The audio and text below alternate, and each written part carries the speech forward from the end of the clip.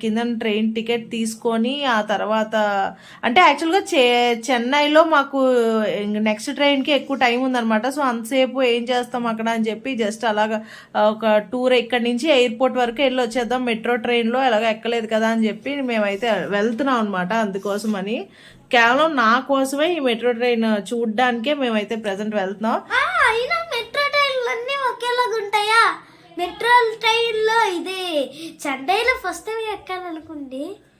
అంటే నాకు తెలీదు, నేను మెట్రో ట్రైన్లు అన్ని ఒకలా ఉంటాయి ఎలా ఉంటాయి నాకు తెలీదు. నేనైతే అసలు లోపల నుంచి ట్రైన్ వస్తుంది అంటే అనుకుంటా. డోర్ ఓపెన్ రాగానే ట్రైన్ రాగానే డోర్ ఓపెన్ అవుతాయి అనుకుంటా. నువ్వు హైదరాబాద్ లో ఎక్కింది ఇలాంటిది కాదా, ఇటువంటిది కాదా? కాదు, ట్రైన్ రాగానే ఎక్కించేసారు. ఇలా డోర్స్ ఏం లేవా?